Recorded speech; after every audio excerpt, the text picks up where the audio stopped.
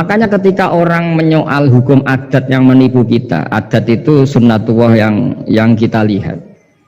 Itu Quran mesti mengembalikan bahwa alladzi yabda'ul khalqa tsumma yu'idu wa huwa ahwanu alaih. Sebagian di surat Yasin diterangkan ansa'aha awwala marrah. Ketika kita lama sekali, namanya manusia itu lahir dari seorang bapak dan ibu, ini lama sekali. Yang namanya telur itu lama sekali lahir dari ayam, keluar dari ayam. Yang namanya pohon besar itu mesti dari biji yang kecil. Karena lama itu terjadi, seakan-akan kita ngomong, kita berkeyakinan, tahu-tahu ada pohon besar itu mukhal. Tahu-tahu ada manusia ini mukhal.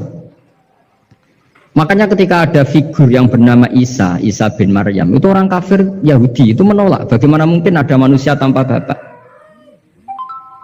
Oke, itu menyalahi prosedur lazim, protap lazim. Tapi kata Allah gimana? Inna masalah Isa indallahi kamasali Adam. Kalau Isa mokhal karena tanpa bapak, harusnya Adam lebih mokhal karena tanpa bapak, tanpa ibu. Jadi artinya apa? Allah tetap mengingatkan bahwa kudroh saya yang pertama itu menjadikan semuanya mungkin tanpa perangkat adat. Maka kitab ini yang saya baca ini, milik Sayyid Husain Afandi ini, itu menjelaskan bahwa hukum adat itu menipu. Saya ulang lagi, hukum adat itu menipu. Ketika ayam mengeluarkan telur, telur kemudian menjadi ayam lagi. Terus kita berdebat, telur sama ayam dulu mana? Menurut Anda milih mana? Milih apa? Telur. Kalau ini yang kubu sebelah ini ayam apa telur? Telur. Ayam. Ayam lahir dari Nah, pertanyaannya begini kalau menurut tauhid. Ketika lazim kalau telur itu nanti suatu saat jadi ayam, terus ayam kemudian lazim mengeluarkan telur. Ketika Anda mengatakan mungkin kontribusi Anda terhadap kemungkinan itu apa? Kan sama, Anda tidak ikut menciptakan. Wong tidak ikut menciptakan kok menvonis mungkin tidak mungkin, kamu itu hanya saksi. Makanya pertanyaannya Allah, loh ketika itu kamu anggap mungkin, kontribusi Anda itu apa? Kan hanya melihat. Kamu sendiri tetap tidak mampu bikin telur, Anda juga tidak mampu bikin ayam. Artinya meskipun telur jadi ayam, ayam jadi telur sampai kiamat, tetap ada kontribusi kudrohnya Allah Subhanahu wa Ta'ala. Bukan berarti berdiri sendiri. Wong kamu yang bilang mungkin ya nyatanya enggak berkontribusi. Sehingga kalau suatu saat Allah bikin telur dari batu atau ayam keluar dari batu, bagi Allah itu enggak masalah. Tapi bagi kamu masalah. Bagaimana mungkin hewan keluar dari batu? Ini logikanya gimana? Loh memangnya ketika telur dari ayam itu logika kamu gimana coba? Kamu ikut bikin nggak? Nah ini di sini pentingnya mukjizat. Akhirnya Allah bikin mukjizat, ada satu onta besar keluar dari batu, yaitu mukjizatnya Nabi So. Kamu memasalahkan, ini gimana onta kok keluar dari batu? Lalu kalau Allah tanya kamu, gimana telur keluar dari ayam? Loh ini biasa, Gusti mungkin. Memangnya kamu bisa? Berarti bagi orang yang tauhid, yang wali, keluarnya ayam dari telur sama onta dari batu itu nisbatnya sama.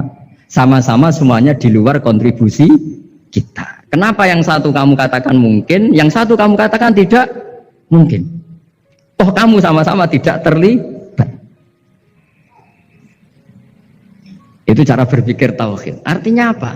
Orang-orang wali atau orang-orang alim meskipun melihat telur keluar dari ayam tiap hari tetap subhanallah, subhanallah, Allahu Akbar. Karena ini keajaiban. Tapi kamu kan enggak tahunya ajaib itu yang aneh-aneh itu. Makanya banyak cari kiai aneh yang gondrong yang enggak pernah mandi gara-gara kamu itu suka aneh itu gara-gara. Dong ini ya.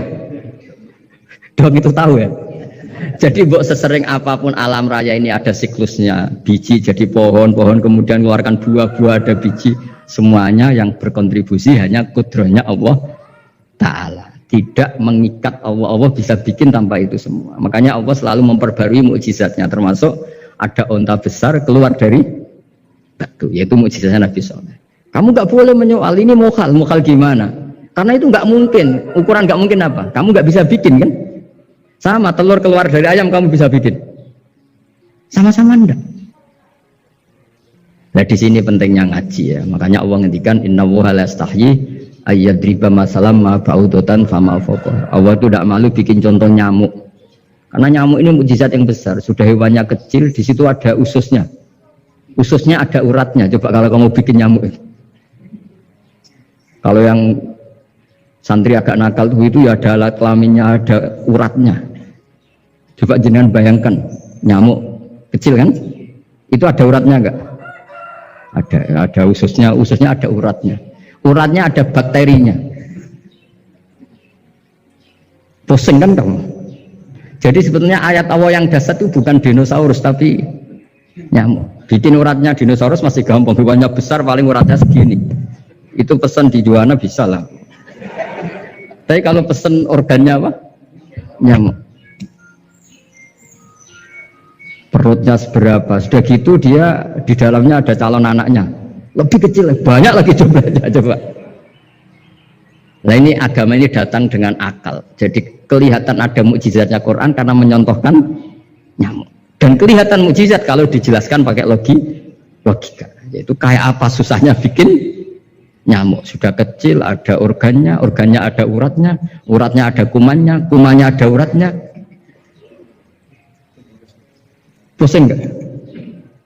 Makanya tidak ada kampus yang siap memaklumatkan diri sanggup bikin nyamuk. Karena ya nggak sanggup tadi. Nah itu mukjizatnya Quran. Jadi agama ini ketika ulama-ulama ja'a bil iltizazil aqli. Agama ini datang dengan kenyamanan berpikir.